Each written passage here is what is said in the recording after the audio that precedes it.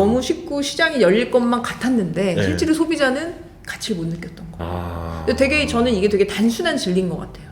내가 하고 싶은 걸 하는 게 아니라 고객이 원하는 걸 해야 된다는 지극히 단순한 원리인데, 그래서 결국 그 지금 뭐 덤플링 이렇게 썼던 것들을 이제 만두라고 MANDU라고 쓸 정도로 카테고리를 좀 만들어주지 않았나. 아.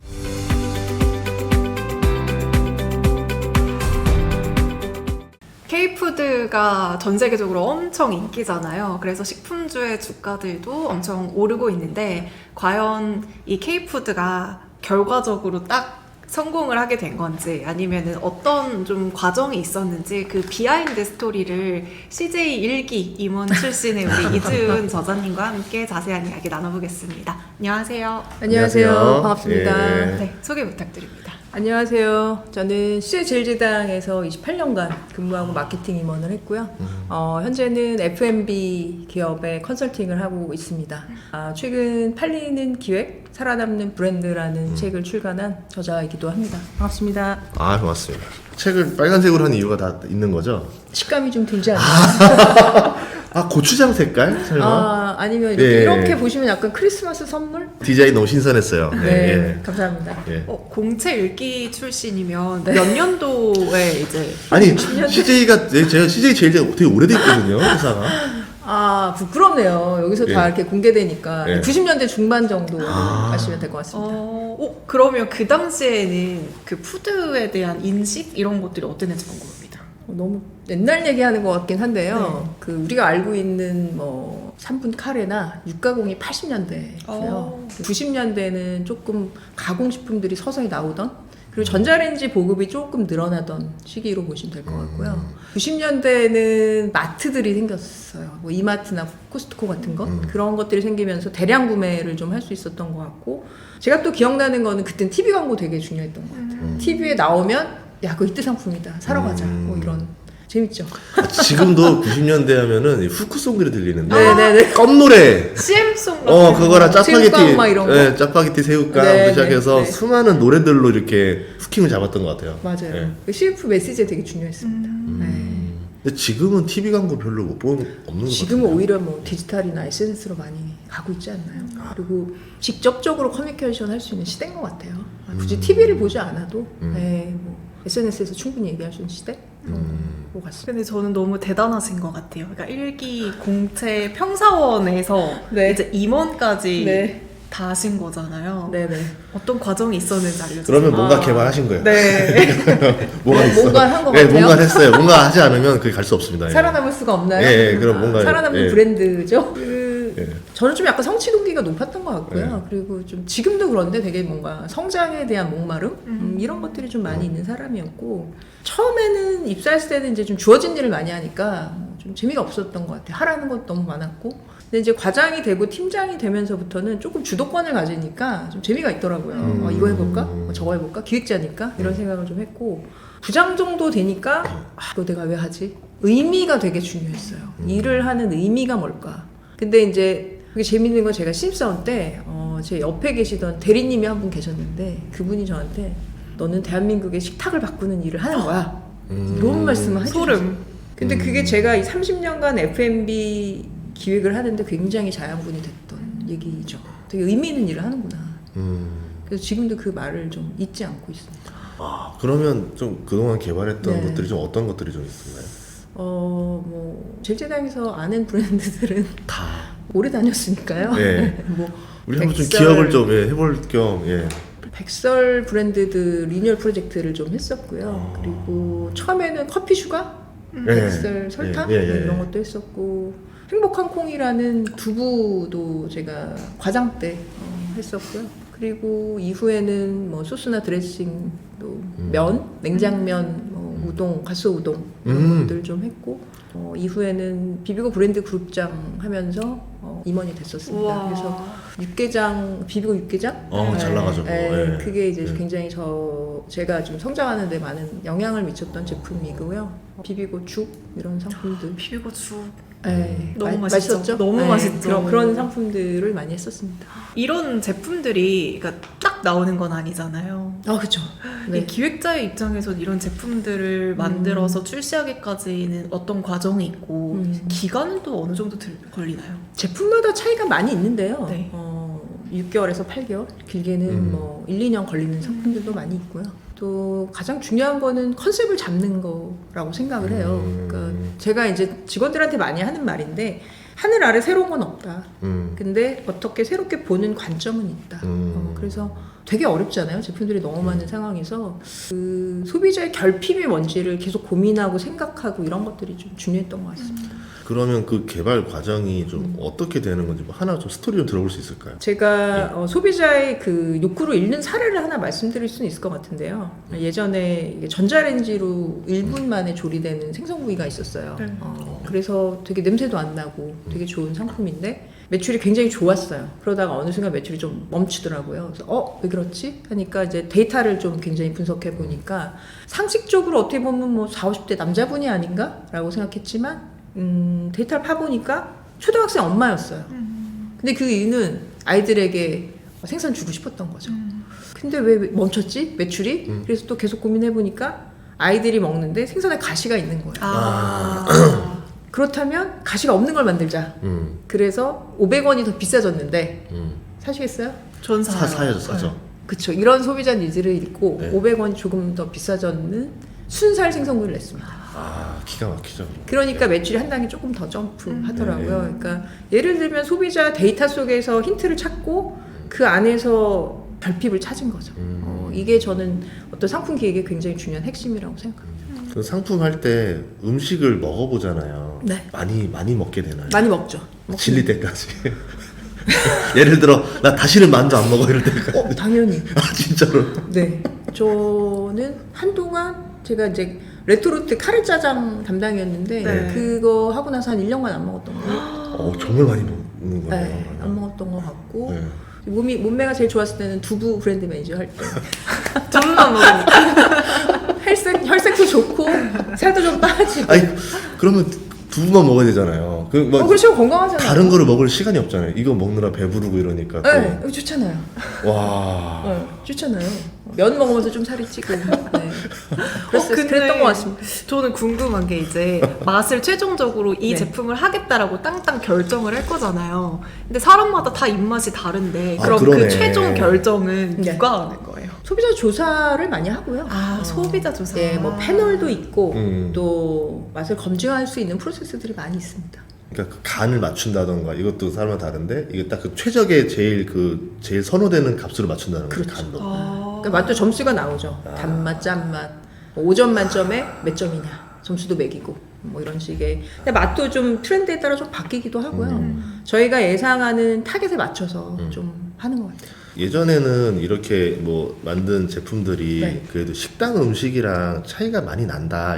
집에서 하는 요리랑 다른다 했었는데 어느 날 보니까 수준이 많이 올라와서 예. 이게 식당에서 사 먹는 거랑 직접 하는 거랑 이렇게 사서 먹는 거랑 네. 이제 거의 블라인드 테스트랑 구분 안 될 정도 된 것 맞아, 같거든요. 그렇게 된 어떤 계기가 있어요. 기술이 일단 저는 굉장히 발달했다고 생각하고요. 뭐 보시면 아까 말씀드렸지만 80년대에 그 전자레인지용 상품하고 지금 상품 다르지 않아요. 그리고 또 하나는 에어프라이. 그러니까 조리 기구가 혁신되면서 맛에 대해서 경험도 퀄리티도 되게 좋아지는 것. 그러니까 식품의 기술도 좋아졌고 조리 기구도 좋아졌고 이런 시대적 상황이 맞지 않았나 저는 이렇게 생각합니다. 그렇게 되면서 이게 이제 미국으로 건너거나 해외로 건너가도 네, 이 사람들 입장에서 한국에서 먹었던 그 맛이야. 그렇죠. 이걸 느끼게 해주잖아요. 네. 그리고 뭐 많이 바빠졌고 네. 그리고 개식이라고 하는데 개인 식사로 바뀌는 게 저는 또 되게 중요한 트렌드인 것 같아요. 예전에는 왜 곰탕 하나 끓여놓고 엄마가 여행 가면 가족이 다 그걸 일주일 동안 곰탕을 먹어야 된다는 얘기가 있었잖아요. 네. 지금은 뭐 엄마는 김치찌개, 아빠는 된장찌개, 나는 미역국 이런 시대잖아요. 그러니까 시대와 소비자의 라이프 스타일이 바뀌었기 때문에 이제 과거의 방식은 좀 통하지 않을 수 있다. 이런 부분이 있는 거죠. 식탁의 문화도 진짜 바뀌는구나. 이게 되게 신기한 것 진짜 같아요. 그렇게 된 것 같아요. 그러니까 예를 들어 오늘 메인 메뉴 보고서 나 이거 딴 거 먹고 싶어 이러면서 이제 뜯는 거죠. 이제 하나. 맞아. 그 예전에 일어나면 이렇게 탁탁탁탁 뭐 이렇게 도마 소리 같은 게 어릴 때 들리지 않았어요? 맞아요. 지금 뭐 들려요? 그 전자레인지 소리. 땡 이런 거 들리잖아요. 벌써 우리 삶 속에서 많은 사운드도 다른 거. 그렇죠. 그거 외국 가니까 그거 있던데요. 비비고 매장이 있던데요. 매장 있죠. 음식점 있던데 비비고 네. 먹을 수 있게. 홍콩 가니까 있더라고요. 네. 레스토랑하고 네. 상품 브랜드가 같이 좀 쓰고 있기 때문에 한식을 좀 체계적으로 알리는 브랜드라고 볼 수 있죠. 그렇게 할 수 있구나. 네. 개발한 것 중에서 제일 힘들었던 메뉴가 뭐였었어요? 실패 사례는 하나가 있는데 하나가 아니죠. 여러 개가 있는데 책에는 여러 개를 적어놨습니다. 조금 기억나는 거는 카레짜장 제가 브랜드 매니저일 때 이제 사업이 좀 잘 되니까 조금 으쓱해가지고 김치볶음밥 소스를 한번 만들어보자. 괜찮은데요? 네. 안 팔렸어. 김치볶음밥 될 것 소스? 같잖아요. 김치가 없다. 이게 너무 쉬운 거예요. 아. 내가 집에 있는 김치에 기름 좀 넣어가지고 송송송 썰면 되는데 이걸 왜 사 먹지? 그래서 저는 만드는 거 너무 쉽고 시장이 열릴 것만 같았는데 네. 실제로 소비자는 가치를 못 느꼈던 거예요. 아. 되게 저는 이게 되게 단순한 진리인 것 같아요. 내가 하고 싶은 걸 하는 게 아니라 고객이 원하는 걸 해야 된다는 지극히 단순한 원리인데 저는 거기서 되게 큰 어떤 통찰을 얻었어요. 내가 하고 싶은 거 하면 안 되는구나. 네. 근데 오히려 반대로 그 컵밥은 진짜 잘 팔렸잖아요. 그죠? 그건 또 다른 이유가 있어요. 편하잖아요. 컵바는 그 노량진 공시생들 용 상품이었죠. 네. 컵밥으로 이미 존재했죠. 예. 시장이 존재하고 있었고요. 저도 가서 많이 봤거든요. 굉장히 오랫동안 뭘 먹는지도 봤는데 이분들이 단백질 섭취를 원했던 것 같아요. 그래서 제육이나 스팸 마요나 이런 고기에다가 마요 소스처럼 좀 자극적인 소스가 들어가니까 한 끼가 되게 즐거운 맞아요. 거잖아요. 가치를 좀 부여하고 그런 맛있는 상품 만드니까 되는구나. 그걸 느꼈고 또 머리를 많이 쓰고 공부하셔야 되니까 단백질이 들어있는 걸 굉장히 좋아하셨고 그리고 혼밥 트렌드랑 딱 붙었어요. 그러면서 가정식 전문 1인 식당이라는 광고를 했는데 이 1인 식당이라는 컨셉을 굉장히 앞서서 한 거죠. 지금은 다 1인이 되었잖아요. 예. 당시에는 혼밥이 되게 좀 빠른 트렌드였습니다. 시대를 잘 만난 거죠. 예. 어, 그리고 이제 하시는 일 중에 전 대단한 게 이게 국내의 사람들 입맛과 미국 사람들이나 외국 사람 입맛이 다른데 네. 이게 이제 해외로 지금 우리나라 식품 중에 해외로 진출한단 말이죠. 네. 그러면 그 사람들 현지 입맛에 맞춰서 또 그렇죠. 가야 될 거 아니에요. 그렇죠. 그러면 그것도 먹혔잖아요. 그렇죠. 어떻게 한 거예요? 뭐 만두가 이제 좋은 예인 것 같은데요. 미국 같으면은 치킨이나 실란트로, 고수 이런 것들을 넣어서 중국 만두랑 다르게 포지셔닝 하고요. 중국 사람들이 좋아하는 중국 쪽에서는 옥수수나 배추 같은 걸 넣어서 원재료 좀 차별화를 합니다. 그러니까 얇은 피라는 속성 같은데 그 만두 안에 있는 구성물을 그 나라 사람들이 좋아하는 걸 선택함으로 인해서 동일한 플랫폼 안에서도 다른 맛을 내는 거죠. 그래서 결국 지금 뭐 덤플링 이렇게 썼던 것들을 이제 만두라고 MANDU라고 쓸 정도로 카테고리를 좀 만들어주지 않았나. 그 사람들이 좋아하는 익숙한 맛을 넣어줘야 된다. 그러니까 딤섬이나 뭐 라비올리나 이미 많이 먹고 있잖아요. 예. 이미 유사하게 먹고 있는 것에 한국적 소재를 집어넣는 방식. 여기서 식문화 안에 자연스럽게 녹아 들어갈 수 있는 기회가 생기는 거죠. 전혀 안 먹던 메뉴를 들고 가서 갑자기 했을 때는 좀 난이도가 있지 않은가. 우리나라 K푸드가 워낙에 세계적으로 인기를 끌고 있지만 네. 몇 년 전까지만 하더라도 김치라는 그 키워드가 너무 강렬하잖아요, 네, 사실. 네, 네. 그래서 한국 음식 하면은 뭔가 젓갈 막 이런 인식이 외국인들 입장에서 되게 강했을 것 같거든요. 네. 그러니까 이런 이미지를 좀 지워내는 것도 필요했을 것 같은데. 지금은 김치를 좋아하는데요, 굉장히.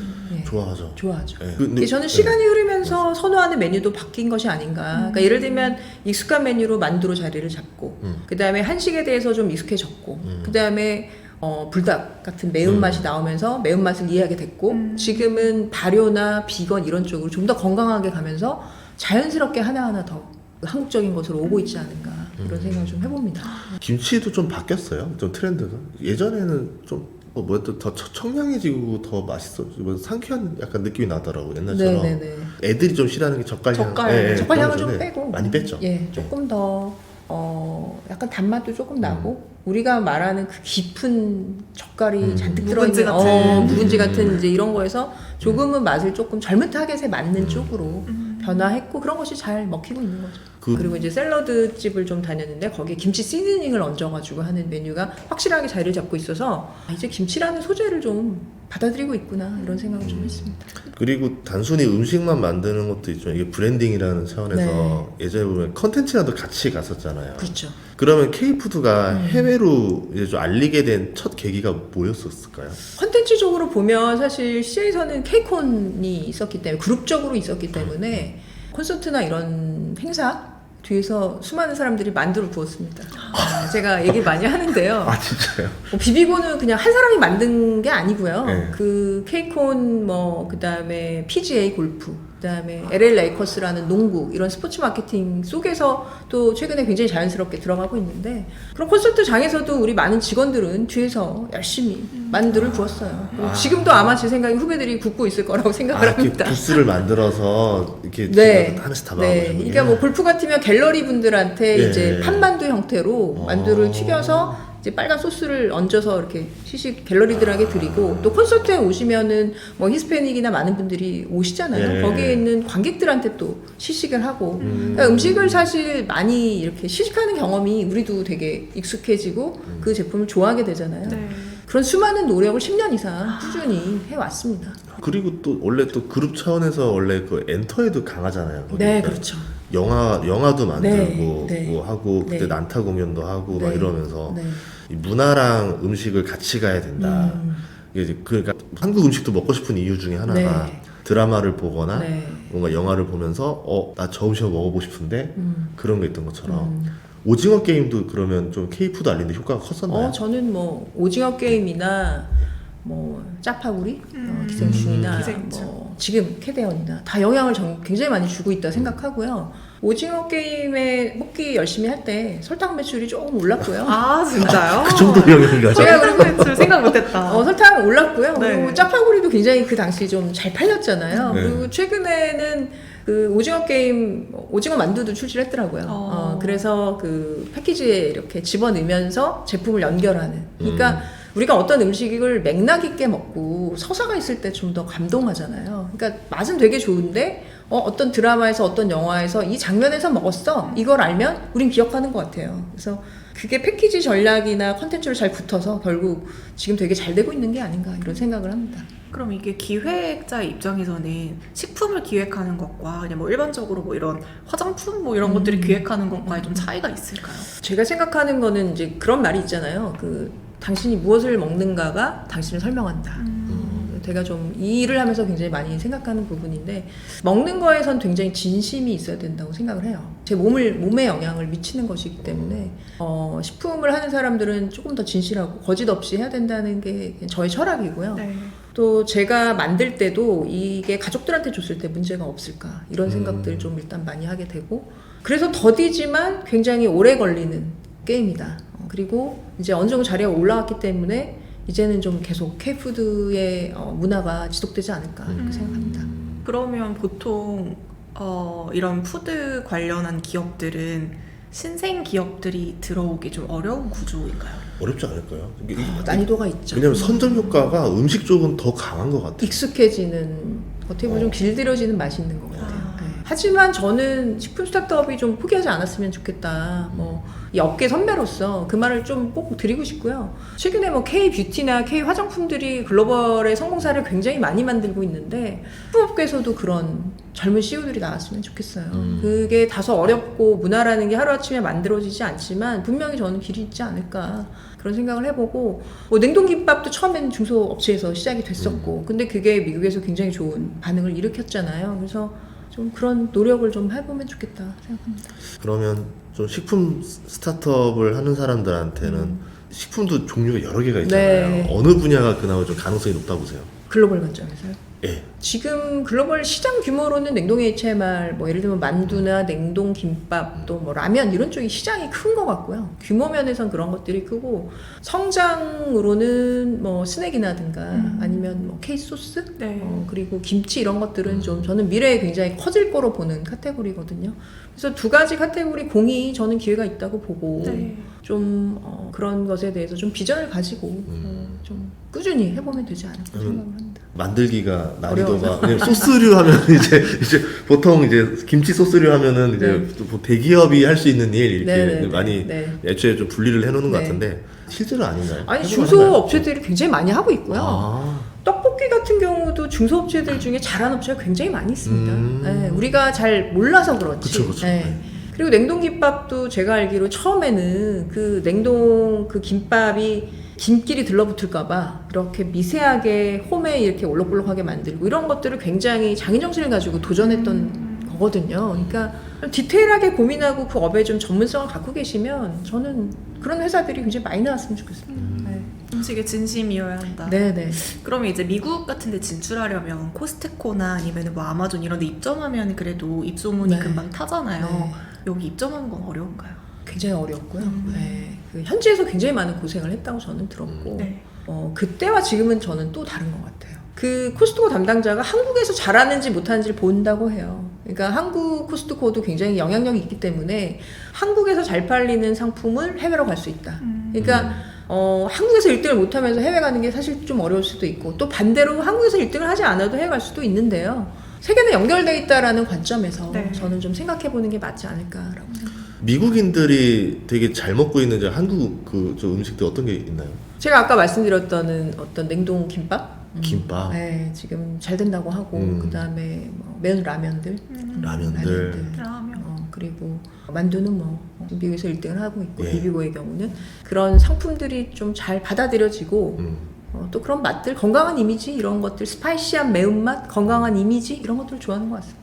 네. 그래서 저는 얘기했던 게 이게 예전에는 지금 K푸드가 이제 요새 미국이나 이런 데 얼마나 수출을 하냐에 따라서 주가가 왔다 갔다 하는데 그 전에 보면은 10년 전에도 우리나라 식품주 주가 10배씩 올랐던 적이 있었어요. 아, 네. 그때가 이제 뭐였냐면 이제 드디어 K푸드 진출한다. 근데 막상 이제 그때 이제 시작과 다르게 네. 10년 정도 우리가 좀 고생을 되게 많이 하고 나서 네. 이제야 조금 이제 빛을 발하는 시간이 있는데 그러니까 그게 바람과 실제로 그 터지는 타이밍이 10년이 걸렸었는데 네. 그 사이에 어떤 좀 격변에 무엇들이 있었다 좀 보시는지 궁금하거든요. 10년 전에도 굉장히 신착오를 많이 했고요. 회사 입장에서는. 지금 뭐 보면 뭐 한두 명이 만든 것처럼 보이지만 굉장히 많은 분들의 노고가 있었거든요. 제가 농담처럼 케이콘 콘서트 할 때 뒤에서 만두 구웠습니다. 이런 얘기를 뭐 강의 자리에서도 많이 하는데요. 10년이 넘었습니다. 비비고도 10년이 넘었고요. 그 개척자 정신으로 많은 시도를 했고 만두 이전에도 많은 상품들이 있었어요. 밥도 있었고 조미료도 있었고 여러 가지 제품을 좀 태핑을 해봤었고 그랬지만 그런 메뉴가 시대적 상황과 잘 맞고 또 소비자들에게 받아들여지고 그 다음에 아까 얘기했던 문화적 컨텐츠와 잘 붙으면서 10년이라는 세월이 걸린 거죠. 네. 앞으로도 계속 그런 노력을 해야 된다고 생각합니다. 계속 또 투자를 하고 있더라고요. 그렇죠. 저번에도 보니까 이제 모 기업 같은 경우는 그 피자 회사를 인수하는 네, 것 때문에 네. 냉동 밸류 체인을 이렇게 했는데 그거를 더 강화한다고 계속 투자를 하더라고요. 네, 그래서 미국에서 왜 냉동 밸류 체인을 계속 또 물류를 강화하지? 네. 이제 그것들이 거의 끝났다고 들은 것 같은데 네. 그러면 한국에 있는 이제 냉동 식품들이 미국으로 이제 즉시해서 그렇죠. 이게 되는 문화 된 거잖아요. 네네네. 유통망을 갖고 있는 현지 업체를 M&A를 한다든가 예. 우리가 갖고 있는 냉동의 좋은 기술을 현지에서 공장을 만들어서 세팅을 한다든가 예를 들면 만두의 경우도 미국 공장들이 있거든요. 거기에서 현지 생산해서 현지의 원료로 현지 고객들을 찾아가니까 경쟁력 훨씬 더 갖게 되는 거죠. 네. 그러니까 이게 단순히 음식도 있지만 인프라를 같이 맞습니다. 만들어가면서 네, 가야 되는 굉장히 거구나. 중요하죠. 네. 문화도 있어야 되고 기술도 있어야 되고 네. 물류 다 이게 때가 맞아야지만 네. 가는 거구나. 네. 그럼 지금 업계 30년 계셨으니까 봤을 때 식품주가 이제 드디어 좀 글로벌 이제 스타트를 끊었다라 보시나요? 이제 본격적인 상승세가 올 거다. 저는 식품 쪽의 투자는 네. 꾸준히 미래가 있지 않을까 생각하고요. 문화적으로 여러 매력적인 요소를 한국이 갖고 있는 것 같아요. 음식의 맛도 굉장히 색다르고 예를 들면 동남아 음식이 맛있지만 우리가 거기에 딱 맞는 컨텐츠로 잘 붙이는 이런 능력은 또 다른 능력으로 보여지거든요. 그러니까 우리나라의 분들이 되게 창의적이고 크리에이티브한 K컬처를 만들어내고 뭐 K팝 이런 것들에서 엣지가 있고 그리고 좋은 상품이 있기 때문에 시너지가 나는 거로 보거든요. 그래서 장기적으로 굉장히 매력적인 국가가 될 것이고 또 국력도 성장할 거기 때문에 품에 대해서 인류가 망하지 않는 한 우리는 무엇을 먹잖아요. 그렇죠. 네, 그래서 그런 면에서 저는 안정적일 것이다라고 보고 있습니다. 주식 투자자들 중에서 식품주를 이제 뭐 공격 어떻게 표현하냐면 수비수를 표현합니다. 왜냐하면 아, 네. 돈을 잘 벌어도 새끼 먹고 네. 못 벌어도 새끼 먹고 네. 결국 이제 매출이 그래도 꾸준하기 때문에 네. 입맛도 잘 안 바뀌고 그래서 워렌 버핏이 되게 좋아하는 게 식품주 중에 식품주였었거든요. 그쵸. 예. 코카콜라. 예, 코카콜라부터 이제 하인즈 크래프트까지 네, 해가지고 크래프트까지. 예. 그래서 그런 거 봤을 때는 여러분들이 이제 좀 식품주를 봐야 되는데 이게 수비수가 갑자기 공격 능력이 생겼어요. 갑자기 해외에서 뻗어나가기 시작했어요. 멀티플레이어 하시는. 예, 수비수면서 공격수가 되니까 이제 좀 더 각광을 받지 않을까. 네, 네. 왜냐면 지금 그 2년 동안 화장품 회사들이 미국에서 되게 인기를 얻으면서 네. 되게 좋았잖아요. 네. 근데 식품도 지금 만만치 않게 인기를 얻어가고 있는데 대중의 관심이 지금 좀 덜한 상태가 아닌가. 네. 좀 그 소식을 좀 듣고 싶었던 겁니다. 네, 네. 저는 그 최근에 제일 이해 안 갔던 것 중에 하나였는데 오셨으니까 여쭤볼 수 있는 게 깐부치킨 깐부치킨. 사건. 그러니까 젠스랑이 온 것까지는 이해를 했어요. 네. 근데 왜 굳이 깐부치킨에서 해야 되냐라는 거죠. 그쵸. 근데 이제 제가 책 속에 그런 얘기를 썼는데요. 어떤 브랜딩이 되려면 기억나는 한 장면이 있다. 이런 얘기를 이제 책 속에서 스토리텔링 쪽에서 썼는데 깐부라는 단어가 뭐 친구, 동반자 네. 이런 단어잖아요. 네. 그러니까 단어적으로는 우린 친구. 그다음에 메뉴적으로는 양념치킨, 치킨. 치킨은 지금 글로벌로 굉장히 핫한 메뉴잖아요. 네. 그럼 메뉴와 그다음에 아까 깐부라는 단어. 그리고 굉장히 세계적인 세명. 이것들이 결합됐을 때 주는 한 장면이 되는 것 같아요. 세 가지 요소가 결합된 한 장면 속에서 K푸드, 그 다음에 한국의 미래 이런 것들이 좀 보여지는 인상적인 포인트는 분명했다. 저는 이렇게 말씀드리고 싶습니다. 그 수많은 음식들이 있었을 거 아니에요. 그래서 저는 왜 치킨이냐? 저는 BBQ 그러니까 삼겹살을 꺼 먹으면서 소주 한 잔 기울이면서 했으면 더 그림이 좋지 않았을까 했는데 근데 지금 글로벌 아이템으로 예. 치킨이 굉장히 글로벌 상품입니다. 우리는 양념치킨 많이 먹으니까 이게 글로벌인가 할 텐데 아까 뭐 만두처럼 예. 치킨 시장이 굉장히 커진다고 제가 알고 있고요. 그리고 많은 프랜차이즈들이 해외 진출하거든요. 그래서 그런 면에서도 저는 아이템도 좋다고 생각합니다. 그러니까 외국은 양념치킨이라는 개념이 없었다면서요. 메뉴가 좀 다르죠. 예. 우리처럼 이렇게 겉바속촉 네. 이런 건 우리만의 어떤 매력적 포인트지 않을까요? KFC가 거의 주도하던 시절에서 그쵸. 네. 그 이상의 메뉴 없었던 건데 네, 네, 네. 우리나라 그 뭐지 옛날 양념치킨 보더니 네, 친구들이 눈이 땡그레지면서 그 이게 빨간 뭐냐고. 매콤달콤한 그 맛 예. 잊을 수가 없잖아요. 우리 치킨 종류가 100가지 넘잖아요. 네, 우리나라 그런 나라입니다.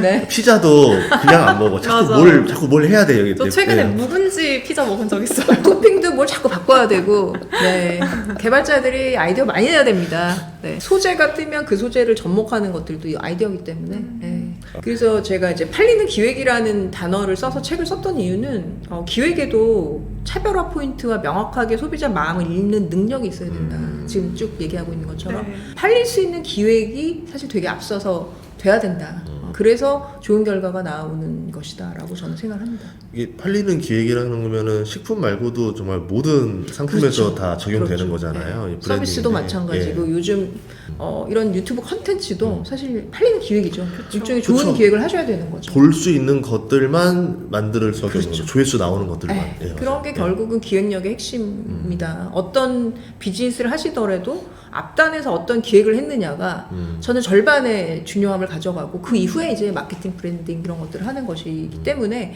앞에 기획자가 굉장히 저는 중요하다고 생각합니다. 근데 이게 푸드가 되게 유행을 많이 타는 이제 카테고리이기도 하잖아요. 네, 네. 한창 뭐 네. 흑당이 유행했을 때는 막 네. 흑당 관련한 네. 디저트들 엄청 나오고 뭐 와사비 유행할 때는 막 와사비 그렇죠. 관련한 거 네, 나오고 네. 그러면 그렇게 이제 매번 공장의 라인업들을 바꿔야 되는 건데 네. 이게 막 비용이나 이런 것들은 상관없는 건가요? 그러니까 제가 책에서 포트폴리오 전략이라는 얘기를 했는데요. 네. 기본적으로 매출과 수익을 내는 상품이 있고 그 다음에 시대에 맞게 좀 신규 사업으로 들어가는 사업도 있고 돈은 별로 안 되지만 명분상 꼭 중요한 아이템도 있을 수 있죠. 그러니까 브랜드의 구조를 만든다는 것은 제품 하나의 성공을 말하는 게 아니라 그 브랜드 안에 다양한 포트폴리오를 가지고 비즈니스를 한다. 이런 맥락으로 좀 이해하시면 쉬우실 것 같습니다. 네. 그러면 좀 이 브랜드를 어쨌든 뭔가 기획하거나 지금 사업 준비하시는 분들 많이 보고 네. 있으니까 이분들에게 좀 팔리는 기획이란 무엇인지 좀 들어볼 수 있을까요? 저는 팔리는 기획은요, 그 1%의 디테일이라고 생각해요. 아까 말씀드렸던 냉동김밥이 평범하지만 김이 붙을까봐 그 틀을 오돌도돌하게 했다는 것. 그 다음에 매운 라면이 비슷한 것 같지만 그 스프의 한 끗 차이. 그리고 만약에 떡볶이가 해외에서 성공하는데 뭐 떡볶이 구멍을 뚫어서 소스가 더 잘 배인다. 되게 쉬울 것 같지만 굉장히 어렵거든요. 그런 디테일한 1%의 차이를 고객의 관점에서 계속 고민하고 결핍을 찾고 찾아낸다면 이태리 장인들 한 땀 한 땀 같은 그런 제품들이 나오지 않을까? 그래서 저는 K푸드도 성공의 뒤에는 그런 1%의 팔리는 기획을 만드는 디테일 이런 것들이 녹아 있어야 된다고 생각합니다. 그리고 그런 이야기들을 책 속에서 많이 소개하고 있습니다. 그럼 앞으로 우리 K푸드가 지금도 너무 잘하고 있지만 조금 더 뭐 미국을 넘어서 더 많이 뻗어가기 위해서는 어떤 부분들을 좀 더 중점적으로 생각하면 좋을까요? 지금 말씀드렸던 기획력도 굉장히 중요한 것 같고요. 네. 또 문화적인 코드, 문화적 코드도 사실 굉장히 시너지를 내주고 있는 것 같아요. CJ 제품들이 좀 잘 됐던 이유는 그룹 안에 다양한 인프라가 있었기 때문에 였다고 생각을 하고요. 그러나 지금은 그 환경이 뭐 1인 미디어 시대로 지금 바뀌고 있잖아요. 그러니까 1인 미디어나 SNS 누구나 할 수 있는 시대이기 때문에 저는 개인이더라도 솔로 프리너라도 본인이 자기 아이템에 대해서 확신이 있다면 본질적인 얘기를 스토리텔링으로 풀어내고 시대의 흐름에 맞는 상품을 기획할 수 있다면 굉장히 좋은 기회가 우리한테 열린다. 그래서 음식은 같이 먹어서 그런 것 같아요. 화장품은 혼자 바르고 지금 방금 제가 떠오른 생각인데요. 같이 먹었던 순간 분위기 이런 것들이 음식 굉장히 중요하잖아요. 맞아요. 추억 같은 게 있고 그래서 스토리텔링이 훨씬 더 중요하게 느껴지네요. 지금 고민을 해봤습니다. 화장품의 스토리가 잘 기억나세요? 아니요. 그렇죠. 네. 음식은 따뜻하고 뭔가 이렇게 사람 사이의 관계. 그래서 우리가 식구라는 단어를 쓰잖아요. 네. 한솥밥 이런 단어들, 밥심. 그래서 이런 진정성 있는 카테고리라서 굉장히 매력적이라고 생각합니다. 네. 되게 식품이라는 카테고리가 되게 매력적인 것 같아요. 그리고 우리나라 국민들이 분노하는 거 보면은 이 먹는 거로 장난쳤을 때 엄청나게 분노합니다. 예민하죠. 맞아요. 네. 예민하죠. 특히 더. 네. 네, 맞습니다. 그리고 굉장히 진심이신 분들이 많고요. 또 소상공인 분들, 또 식당 하시는 점주분들도 저는 굉장히 용기를 갖고 하셨으면 좋겠어요. 굉장히 의미 있는 일을 하신다고 생각했으면 좋겠습니다. K푸드가 가지고 있는 핵심 무기는 뭐라고 보시는지 좀 정의를 해주면 좋겠습니다. 네. 전 무기를 아까 기획력이라고 설명을 드렸고요. 네. 그 섬세함과 디테일, 네. 그리고 음식에 있어서는 진심 같은 것 같아요. 진심, 우리도 누군가 진심으로 원하면 음식을 만들고 그 안에 굉장히 따뜻한 정이 있잖아요. 그래서 예전에 제가 광고한 것 중에 잘 먹겠습니다라는 광고를 한 적이 있는데요. 누구나 쓸 수 있는 말이지만 가장 대중적이면서 또 음식을 만든 사람들은 기본적으로 되게 따뜻한 정서가 있다라고 생각하기 때문에 그런 진심을 다하면서 그러나 기획은 날카롭게 소비자의 결핍을 찾는 디테일 이런 것들을 놓치지 않으면 K푸드는 지속적으로 잘 되지 않을까. 우리나라에서도 어쨌든 또 주식 투자를 하다 보니까 또 이렇게 K푸드도 전문가분까지 네네네. 만나서 이야기를 듣는데 내년에 좀 많이 기대가 되더라고요. 네. 이제 뭔가 좀 각광을 받기 직전인 것 같아서 우리가 또 이렇게 K푸드 성공하려면 기획력이 중요하다. 그러면은 이제 여러분이 생각하고 있는 기업들이 얼마나 기획력을 열심히 투하하고 그걸 발휘하고 있는지를 잘 지켜보면서 투자로 이어가시면 좋을 것 같습니다. 책 한번 좀 홍보해 드릴게요. 이게 팔리는 기획, 살아남는 브랜드 이렇게 해서 나와 있는데요. 이준 대표님 책이니까 여러분들 많이 구매해 주시면 감사하겠습니다. 오늘 출연해 주셔서 고맙습니다. 네, 감사합니다. 예.